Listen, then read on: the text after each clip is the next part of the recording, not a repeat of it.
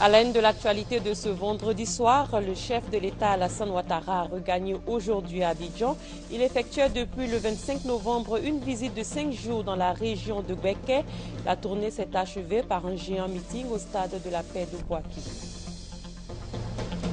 Réduire la mortalité infantile, c'est l'objectif d'une campagne de sensibilisation à Boisseau. Les femmes enceintes et en âge de procréer sont encouragées à effectuer des visites prénatales et à accoucher à la maternité. Le Japon et la Corée du Sud violent la zone de défense aérienne chinoise. Les autorités de Pékin entendent prendre des mesures et réagir après cette action qu'elles qualifient d'intrusion. Il est 23h, c'est votre journal sur RTI 1. Bienvenue à tous. Le président de la République, Alassane Ouattara, a quitté Bouaké vers 17h cet après-midi pour Abidjan.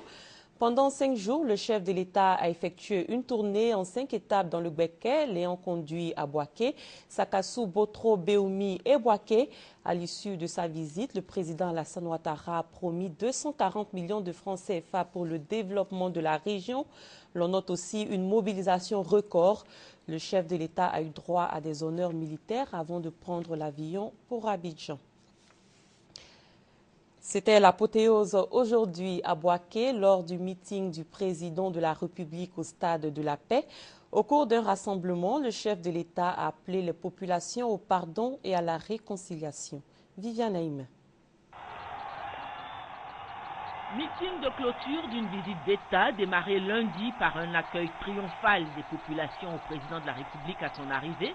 Le meeting de Bouaké a également atteint un record d'affluence. Les populations de Bouaké debout ont redit une nouvelle fois leur affection, leur estime, leur confiance au président de la République Alassane Ouattara. Les artistes issus du terroir baoulé, Nguès Bonsens, Antoinette Ponant, Antoinette Alani, ont traduit en chansons cette grande estime et cette confiance. Cette estime et cette confiance ont été aussi matérialisées par les dons offerts par les populations de Bouaké au président de la République. 23 types de dons offerts, dont des attributs royaux. Cette visite d'État du président de la République est placée sous le signe de la réhabilitation de tout le Gbeke et particulièrement la réhabilitation de Bouaké et l'impulsion d'un nouvel envol à la deuxième ville de Côte d'Ivoire fortement défigurée et retardée dans son évolution par la longue crise sociopolitique survenue à partir de 2002. Les élus, le maire Nicolas Djibo et le député Kwaku Abonois, ont remercié le président de la République Alassane Ouattara pour le vaste chantier démarré pour redonner à Bouaké son lustre d'antan. Les travaux de réhabilitation réalisés à la faveur de la préparation de la présente visite d'État nous montrent que le train du développement repart dans notre région, dans nos villes et nos villages. Oui, immense est notre joie de voir que Bouaké est capable de renaître, de redevenir belle et agréable. Encore une fois, soyez-en infiniment remerciés, Monsieur le Président. Les 3 sous-préfectures et communes en exercice, Bouaké, Brobo, Djebonois, du département, connaissent depuis l'annonce de votre visite des travaux de construction et de réhabilitation dans tous les secteurs d'activité socio-économique et culturelle. Le département de Bouaké renaît. Les populations reconnaissantes ont exprimé par la voix de leur porte-parole, le député Kwaku Abonois, leur désir de baptiser le marché de gros de Bouaké, marché Dominique Ouattara, et l'aéroport de Bouaké, aéroport Alassane Ouattara. Le président de la République, comme il l'a fait à chaque meeting, a encore une fois rendu hommage à son aîné, le président Henri Konan Bédié. Il a aussi remercié la population du Gbeke pour sa volonté exprimée de pardonner toutes les souffrances qu'elle a subies. Parlant de la réhabilitation et du développement du Gbeke et de Bouaké en particulier, le président de la République a rassuré les populations qu'il tiendra la promesse qu'il a faite d'engager 240 milliards de francs pour le Gbeke. Au nombre des nombreux chantiers qui ont déjà démarré ou qui sont en voie d'être réalisés à Bouaké, Hormis le renforcement de l'éclairage, le renforcement de la production en eau potable, la réhabilitation des routes, l'équipement des centres de santé, il est prévu la création d'un institut de cardiologie, la construction de l'autoroute Yamoussoukro-Bouaké, la construction d'un grand marché, la réouverture de l'agence de la BCEAO, la relance de la CIDT. Le plan Marshall que vous appelez de tous vos voeux a déjà commencé à être mis en œuvre. Oui, les livres blancs que vous m'avez remis dans les différents chefs-lieux de département nous permettront de compléter ce que nous avons commencé. Nous avions prévu un montant de financement sur le Bouaké, c'est 240 milliards de francs CFA et nous allons le faire. Les promesses d'Alassane Ouattara seront tenues. Au cours de cette visite d'État, le président de la République a offert à toute la région du Bouaké 14 véhicules de commandement pour les autorités préfectorales, 4 véhicules de police, 4 ambulances pour les 4 départements, des tracteurs et du matériel de salubrité.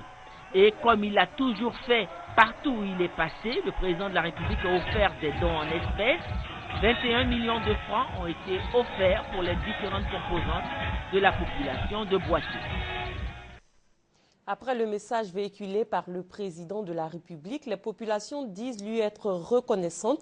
Elles se sont exprimées au micro de Patricia Omoetia. La visite du président de la République Alassane Ouattara dans le Bouaké s'achève par une rencontre avec les populations au stade de Bouaké. Le stade de la paix de Bouaké a été pris d'assaut par les populations dès le lever du jour. Une fois encore, les cadres, les autorités et les populations ont traduit joie et reconnaissance. Ce que je peux demander d'abord à l'administration, c'est qu'après le départ du chef de l'État, que ça ne s'arrête pas là, que des procédures régulières soient passées pour que les marchés publics dans la région du Bouaké continuent. Déjà pour fin 2013, le président l'a annoncé, le CHU sera entièrement rééquipé en matière de scanners, de radios, de gros équipements, de radiologie et surtout dans le cadre même de la réanimation. En tout cas pour nous les élèves, pour faire qu'ils arrangent nos écoles, nous avons besoin des salles d'informatique. Parce que moi chez moi à l'école, il n'y en a pas. Après quelques décennies, Bouaké est en train de renaître. Vous voyez les routes, vous voyez les bâtiments qui sont réhabilités, vous voyez que l'eau même coule à Bouaké. Donc vraiment on a mené le bon combat et le président de la République a accepté la plus grande doléance de toute la population de Bouaké, c'est-à-dire doter la ville de Bouaké d'un marché digne de son nom. À travers le discours donc, du président de la République, je pense que j'ai bien fait de venir parce que l'essentiel du discours tourne autour de la réconciliation. Aujourd'hui, les Ivoiriens ont la réconciliation comme le vœu le plus cher.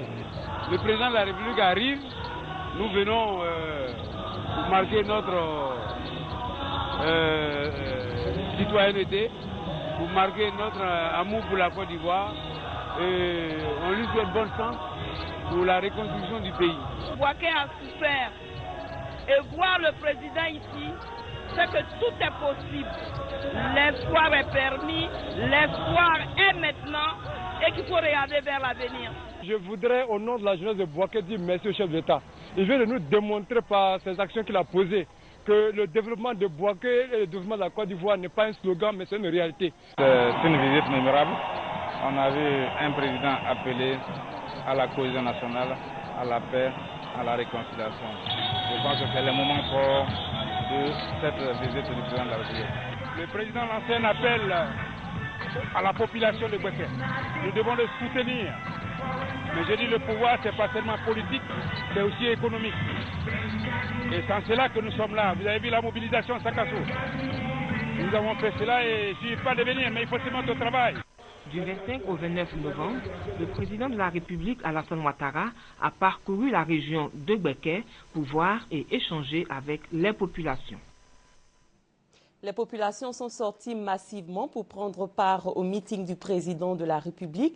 Des dizaines de milliers de personnes se sont massées à l'intérieur du stade de la paix de Bouaké. Des dizaines de milliers d'autres étaient hors du stade de la paix de Bouaké. Une mobilisation record, nous dit Patricia Omoetia. La ville de Bouaké, ou presque, a choisi de se retrouver au stade de la paix de la ville pour communier avec son président Alassane Ouattara.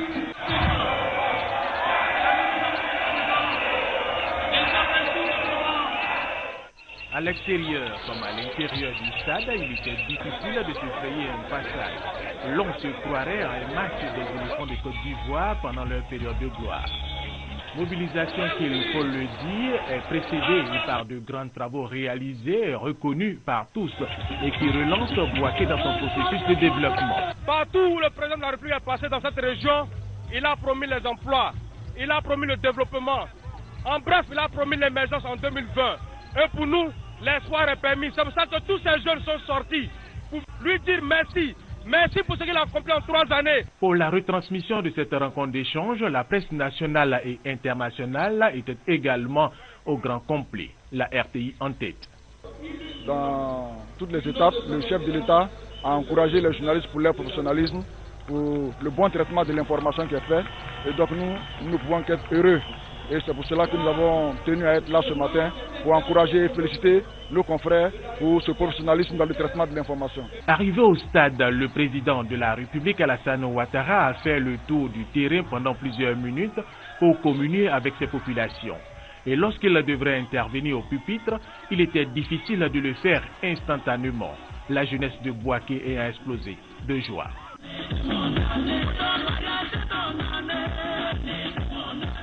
Avec ce monde, Bouaké semble avoir battu le record de la mobilisation lors des visites d'État du président de la République Alassane Ouattara.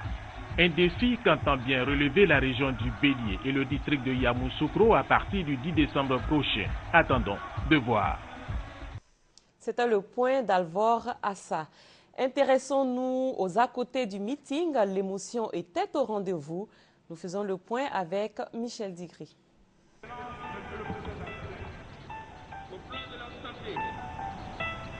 Stade de Bouaké, dernier meeting de la visite d'État dans le Béquet. Un seul qualificatif pour décrire la communion entre les populations et leur président. C'est formidable! Formidable! Formidable! Tu étais formidable! Nous étions formidables! Formidable! Tu étais formidable! Nous étions formidables! Formidable! Formidable! Tu étais formidable! Nous étions formidables! Formidable! Tu étais formidable! Nous étions formidables!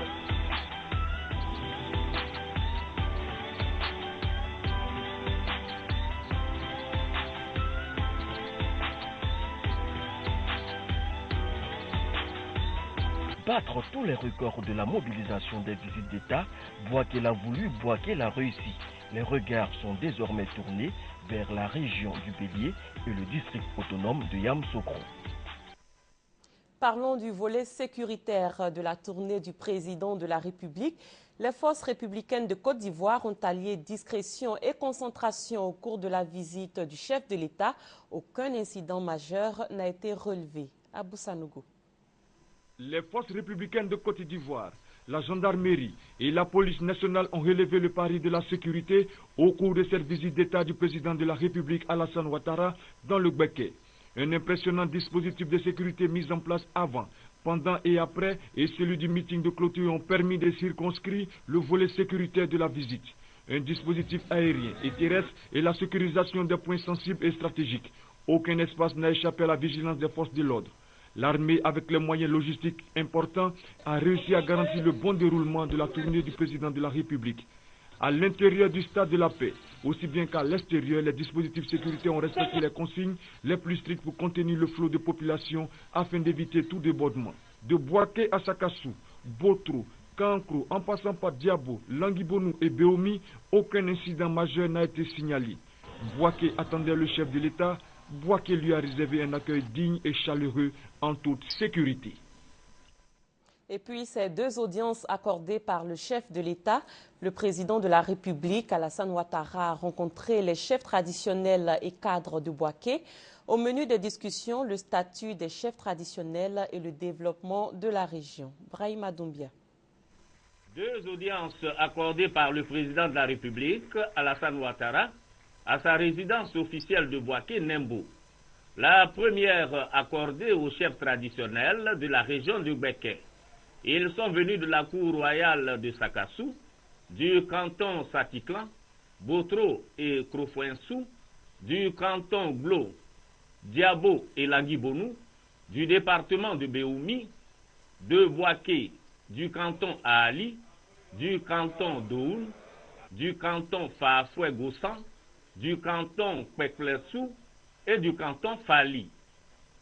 Cette forte délégation de 300 personnes était conduite par Nana Akabrou II, chef du canton Ali de Brobo.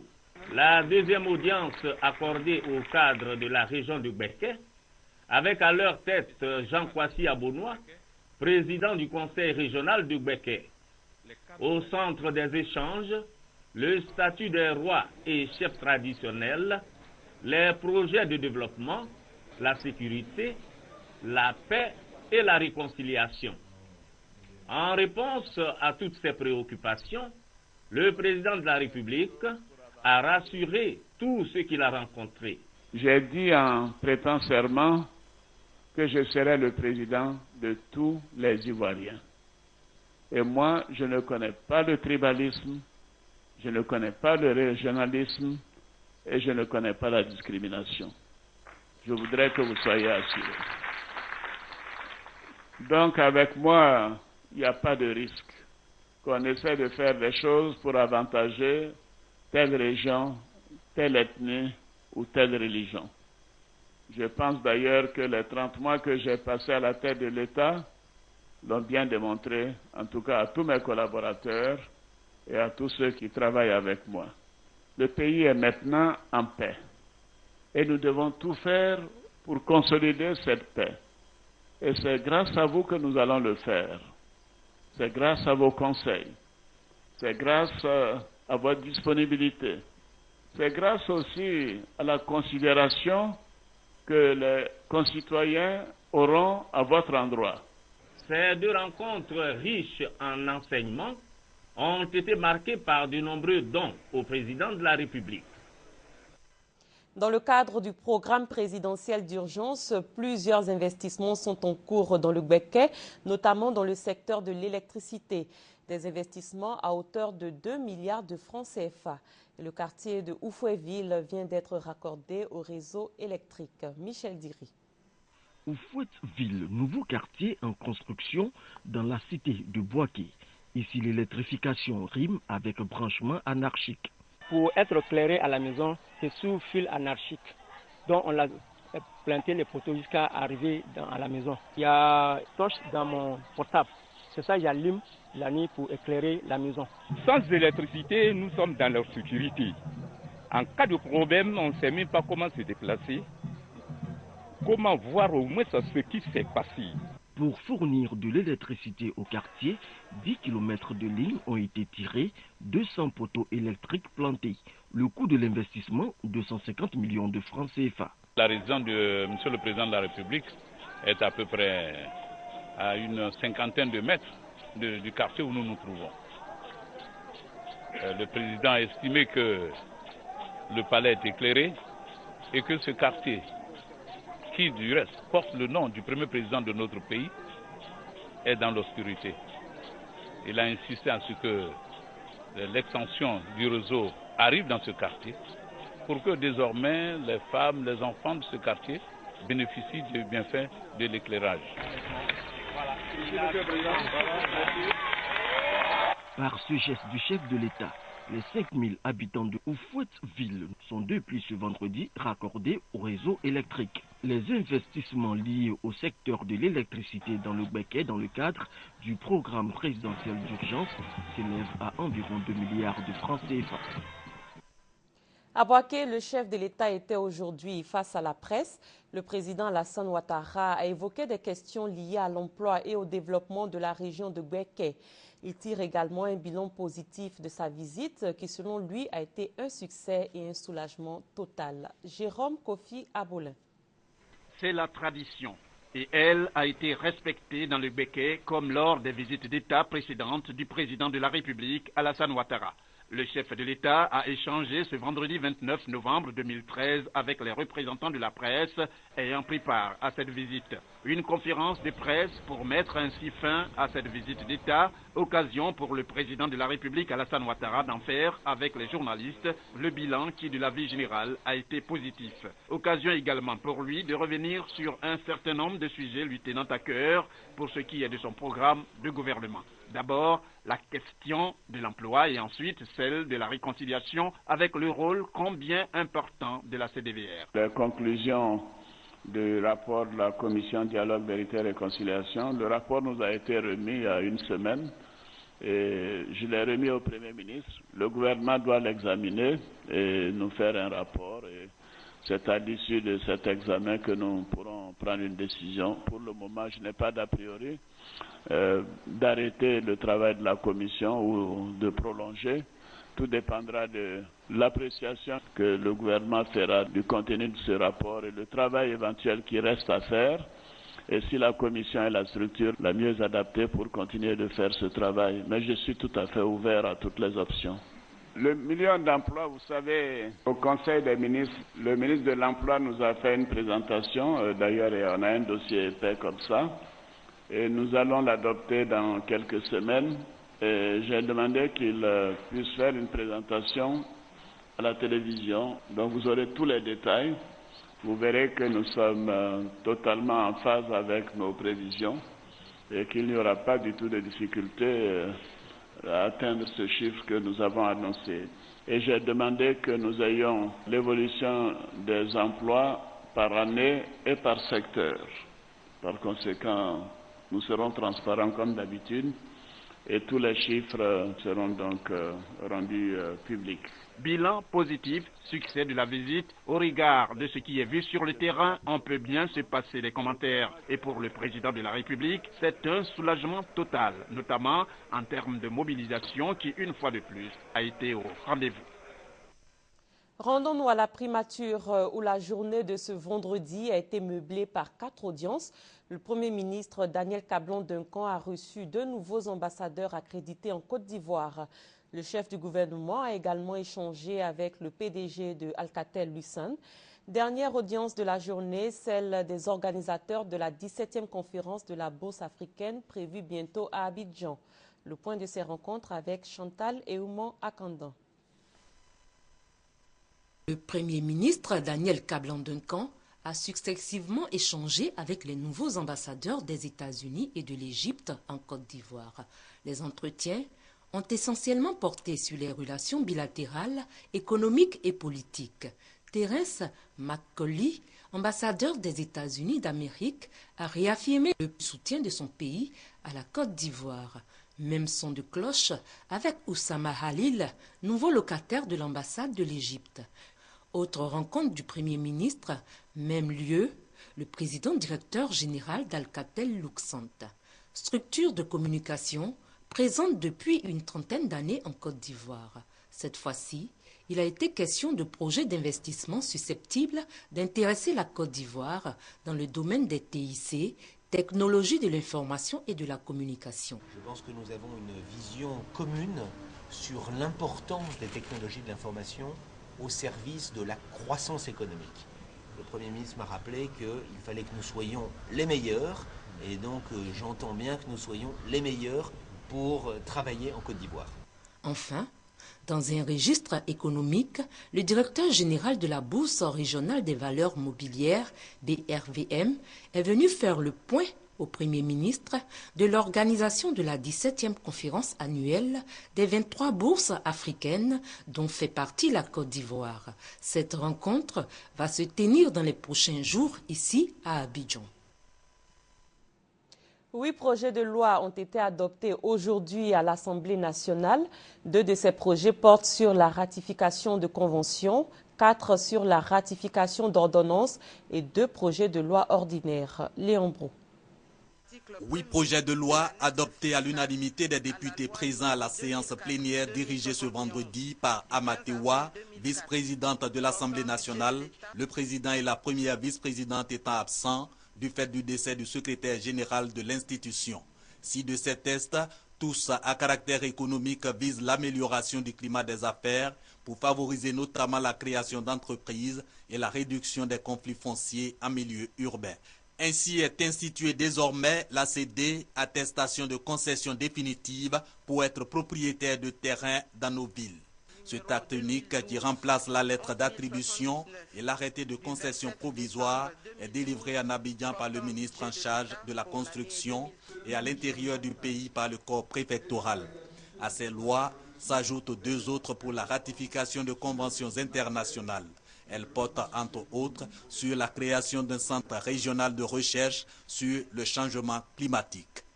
Ce centre de recherche va certainement permettre de minimiser l'incidence de ce réchauffement climatique. Donc cela est très important. Le problème de l'emploi est une des préoccupations majeures de la jeunesse ivoirienne.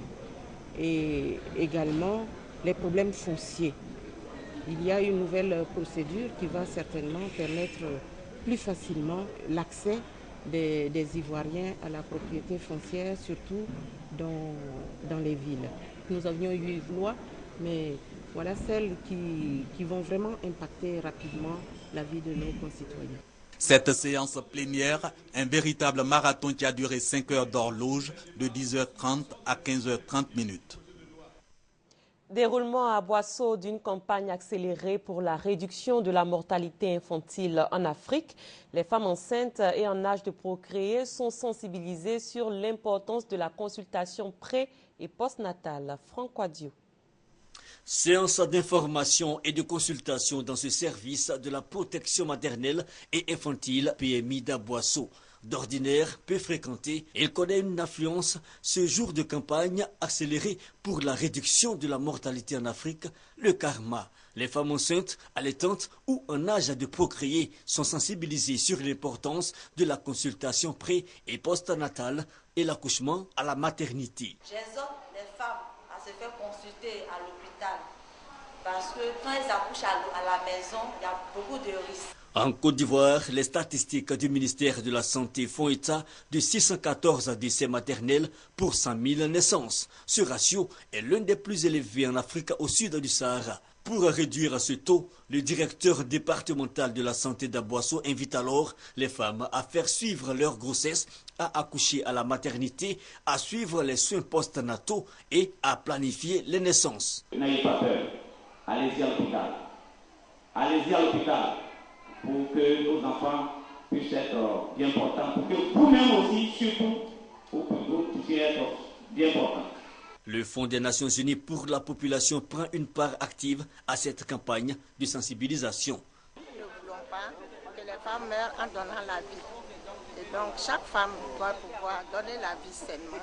Et c'est pourquoi nous avons donc organisé, soutenu le ministère de la Santé pour l'organisation donc de ces consultations gratuites-là. Débuté le 25 novembre 2013, le karma dans le district sanitaire d'Aboisseau prendra fin le 11 décembre prochain. Je vous fais lecture de ce communiqué. Le directeur général du CHU de Cocody informe les usagers que l'électricité sera interrompue le samedi 30 novembre 2013 de 8h à 18h dans tous les services afin de procéder à l'entretien annuel des postes de transformation électrique sans possibilité de mise en marche du groupe électrogène. Aussi, les activités nécessitant une prise en charge chirurgicale ou des soins de réanimation ne pourront s'effectuer. Le directeur général recommande vivement que les patients concernés par ces aspects de prise en charge soient orientés vers d'autres structures hospitalières. Le service de réanimation rouvrira ses portes après désinfection le lundi 2 décembre 2013. Professeur Kwasi Jean-Claude. La Cour pénale internationale et ses 34 membres africains sont parvenus à un accord. La mesure la plus contestée consiste à autoriser un accusé mandaté pour assumer une fonction officielle exceptionnelle dans son pays, à ne pas assister en personne à son audience et à n'être représenté que par son avocat. Et après cette information en bref, direction l'Asie qui est sous tension. Des avions du Japon et de la Corée ainsi que 2 bombardiers américains ont traversé hier la zone de défense aérienne de la Chine sans qu'on soit informé les autorités de ce pays. La Chine a envoyé de son côté des patrouilles aériennes. Suite au survol de la nouvelle zone de défense aérienne en mer de Chine par 2 bombardiers américains B-52 au-dessus de l'archipel de Senkaku, les autorités chinoises ont déployé des patrouilles de chasseurs de combat dans le secteur. L'escalade des tensions entre la Chine et le Japon pourrait conduire à une nouvelle guerre froide où l'on affûte les armes. Nous avons volé une vingtaine de minutes à travers les nuages en formation serrée à 6000 mètres d'altitude.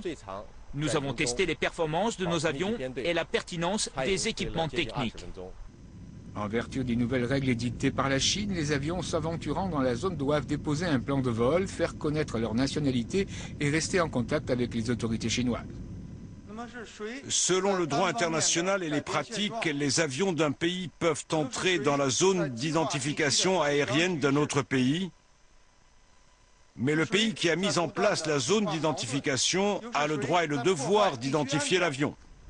Des exigences qui ont déclenché une tempête diplomatique dans la région, surtout au Japon. Notre gouvernement fera comme il l'a fait auparavant. Aucun ordre sur les changements de procédure, de sécurité et de surveillance. Les Nations Unies ont lancé un appel au dialogue. Si la guerre des mots ne suffit pas, la Chine a déclaré qu'elle prendra sans hésiter des contre-mesures menaçantes et opportunes contre le Japon. Et c'est la fin de cette édition. Merci de l'avoir suivi. Je rappelle que la visite du président de la République dans le Béquet a pris fin aujourd'hui avec un meeting à Boaké. Le chef de l'État a regagné Abidjan cet après-midi même. Bonne suite de programme sur RTI1.